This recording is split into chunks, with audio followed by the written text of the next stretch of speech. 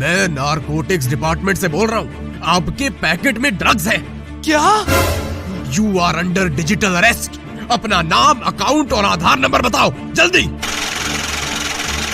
चाचा जी, सारी डिटेल्स देते ही मेरा अकाउंट खाली हो गया। ये तो पार्सल स्कैम है। फौरन national cyber crime helpline number 1930 पर फोन करके रिपोर्ट दर्ज करो। ध्यान रहे, सावधानी और सतर्कता में ही समझदारी है।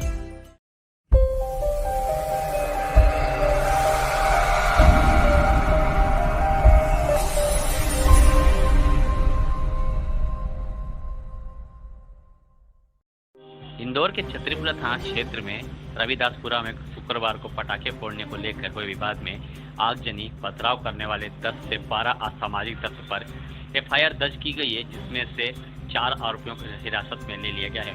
वहीं डीसीपी ऋषिकेश मीणा ने बताया कि शुक्रवार को हुई घटना को लेकर कुछ असामाजिक तत्व द्वारा एक बड़ा मुद्दा बनाने की कोशिश की गई थी, जिसको लेकर डीसीपी ऋषिकेश मीणा के साथ पुलिस के कई अधिकारियों ने कमान संभाल कर इंदौर की गंगा जमुना तहजीब को खत्म होने से बचा लिया और इंदौर को जलने से ही बचा लिया गया।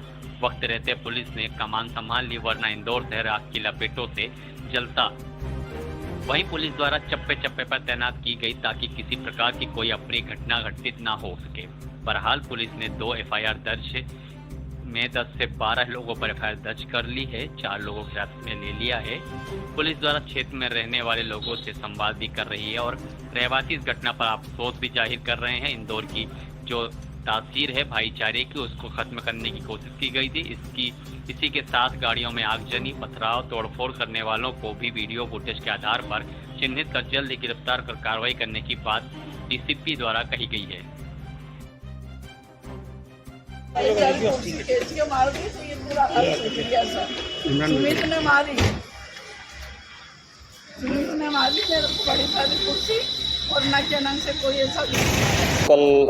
एक छोटी सी घटना को लेके जो कुछ असामाजिक तत्वों के द्वारा उसको एक बड़ा मुद्दा बनाने की कोशिश की गई थी, उसमें बिल्कुल रात में सभी अधिकारी, वरिष्ठ अधिकारी भी थाने पे विजिट किए थे और जिस तरीके से पुलिस ने त्वरित कार्रवाई करके उसको सिचुएशन को कंट्रोल में किया, उसको मेंटेन हमने रखा है।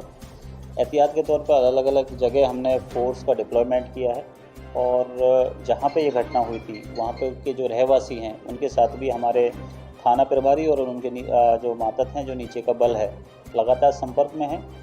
जो वहाँ के रहने वाले रहवासी हैं वो इस पूरी घटना पर अफसोस जाहिर कर रहे हैं कि कुछ असामाजिक तत्वों की वजह से जो इंदौर की तासीर है भाईचारे की, उसमें कहीं ना कहीं थोड़ा सा एक व्यवधान उत्पन्न करने की कोशिश की गई थी। लेकिन सभी के सहयोग से, आप लोगों के सहयोग से और समुदाय विशेष के लोगों के सभी के सहयोग से पूरे जो प्रकरण है उसको बड़े शांतिपूर्वक तरीके से निपटा लिया है। इसमें 2 एफआईआर हुई थी। उन दोनों एफआईआरों में कुल 10-12 जो अपराधी थे, जो उनका नामजद एफआईआर कराई गई है, उनमें से हमने कुछ लोगों को अभी हिरासत में लिया है और जो भी जो सेक्शंस हैं बीएनएस के, उस हिसाब से उनके खिलाफ वैधानिक कार्रवाई हम सुनिश्चित कर रहे हैं। सर, जिन लोगों को हिरासत में लिए क्या नाम है इनका और किस तरह की? ये कुछ ऐसे लोग हैं जिनकी वजह से ये जो छोटे छोटे बच्चों के बीच में जो हल्का सा एक कहासुनी हुई थी, जो छोटी सी लड़ाई झगड़ा हुआ था, उन ऐसे इन्हीं लोगों 2-3-4 लोग हैं, इन्हीं लोगों की वजह से वो एक मामला जो उसने तूल पकड़ा था, इनको सबको राउंड अप कर लिया है। पूछताछ उनसे भी जारी है कि क्या हुआ था। कुछ सीसीटीवी फुटेज भी हम एविडेंस के तौर पर उसमें खंगाल रहे हैं। जो रहवासी हैं उनसे भी हम पूछताछ कर रहे हैं, स्टेटमेंट नोट कर रहे हैं और इनके खिलाफ जो धाराएं लगी हैं उनमें उस हिसाब से इनके खिलाफ कार्रवाई की जाएगी। बिल्कुल, ये उसी क्षेत्र के रहने वाले हैं। कुछ एक के खिलाफ हमें सीसीटीवी फुटेज मिल गए हैं, अच्छे एविडेंस मिल गए। उनके खिलाफ जिसकी जैसी भूमिका और जितना जिसके कृत है उसको देखते हुए कठोर से कठोर कार्रवाई की जाएगी, क्योंकि जो यहाँ का जो सौहार्दपूर्ण वातावरण है उसको किसी भी कोई भी व्यक्ति हो, उसको अगर डैमेज करने की कोशिश करेगा, उसको डिस्टर्ब करने की कोशिश करेगा, उसके खिलाफ इंदौर पुलिस बिल्कुल हार्ड हैंडेडली बहुत ही सख्त कार्रवाई करने वाली है। जो हुई है वो किन किन धाराओं में हुई है?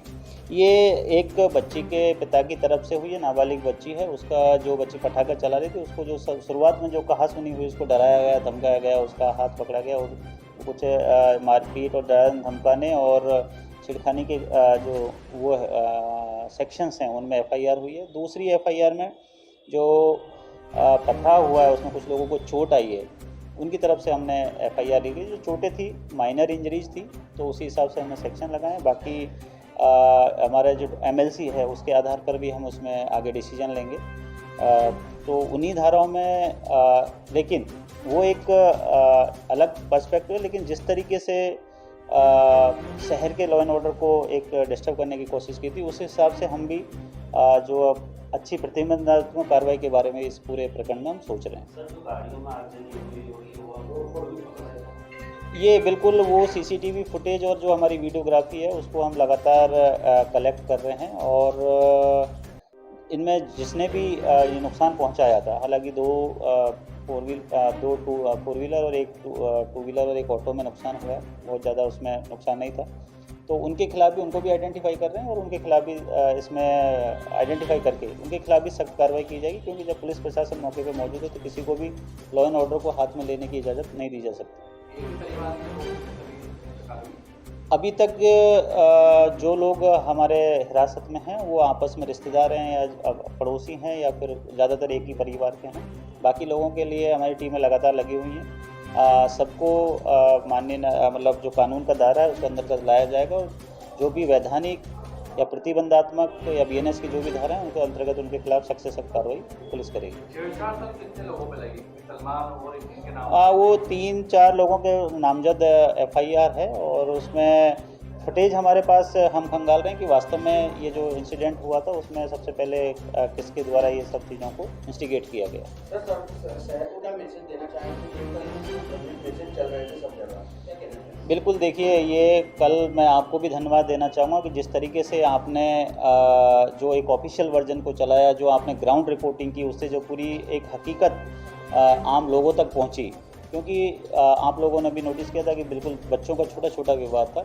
तो आज भी मैं आपके माध्यम से पूरे शहरवासियों को यही मैसेज देना चाहूँगा कि बहुत मामूली सी घटना थी, कुछ असामाजिक तत्वों के द्वारा इसको हार्नेस करने की कोशिश की। किसी भी तरीके की अफवाह पे ध्यान नहीं दें। पुलिस ने व्यवस्था संभाली हुई है, पुलिस मौके पे है, और सभी समुदाय के लोगों से मिलजुल कर बात करके हम वापस वही भाईचारा, आज उसी गली का बड़ा वही उनकी रूटीन लाइफ थी, आपस में बातें कर रहे थे। कुछ लोग अफसोस भी जाहिर कर रहे थे कि कुछ न्यूसेंस जो हैं उनकी वजह से ये पूरा माहौल बिगड़ा है। तो किसी भी तरह की अफवाहों पर ध्यान नहीं दें, और जो अफवाह फैलाएगा उसके खिलाफ भी पुलिस आईटी एक्ट और संबंधित धाराओं में कठोर कार्रवाई करेगी।